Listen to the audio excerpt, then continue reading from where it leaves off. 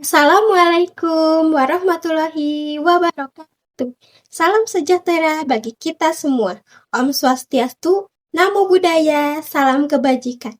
Puji syukur kita panjatkan kehadirat Tuhan Yang Maha Esa, karena atas rahmat dan karunia-Nya kita dapat berkumpul dalam keadaan sehat pada hari ini. Teman-teman yang saya hormati, sebelum saya memulai, saya ingin memberikan satu pertanyaan terlebih dahulu.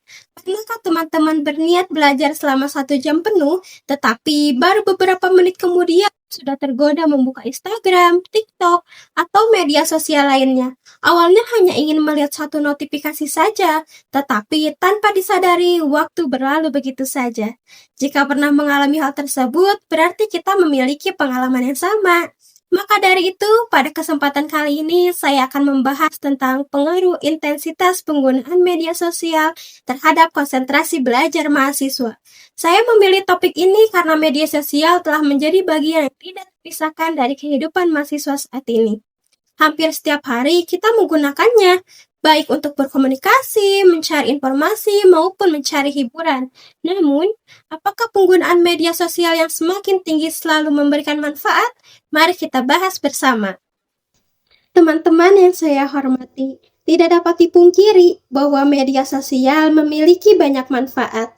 Melalui media sosial, kita dapat memperoleh informasi dengan cepat, mengikuti perkembangan berita terkini, berdiskusi mengenai materi perkuliahan, bahkan mencari referensi untuk tugas akademik. Namun, di balik manfaat tersebut, tantangan yang perlu kita perhatikan, yaitu menurunnya konsentrasi belajar akibat penggunaan media sosial yang berlebihan. Berdasarkan beberapa penelitian, semakin tinggi intensitas penggunaan media sosial, maka akan semakin besar pula kemungkinan seseorang mengalami gangguan konsentrasi saat belajar. Hal ini terjadi karena perhatian kita terus-menerus terbagi antara kegiatan belajar dan aktivitas di media sosial. Sebagai contoh, ketika sedang mengerjakan tugas, seringkali muncul notifikasi yang membuat kita penasaran. Akibatnya, fokus yang seharusnya tertuju pada tugas menjadi teralihkan. Bahkan tidak jarang kita membuka media sosial hanya beberapa menit, tetapi akhirnya menghabiskan waktu hingga berjam-jam untuk menonton video atau melihat berbagai konten yang menarik. Kondisi tersebut dapat menyebabkan tugas menjadi tertunda, waktu belajar berkurang, dan pemahaman terhadap materi menjadi tidak maksimal. Dalam jangka panjang, hal ini dapat mempengaruhi prestasi akademik mahasiswa. Namun demikian, saya tidak mengatakan bahwa media sosial adalah sesuatu yang buruk. Yang menjadi masalah bukan media sosial itu sendiri, melainkan bagaimana cara kita menggunakannya.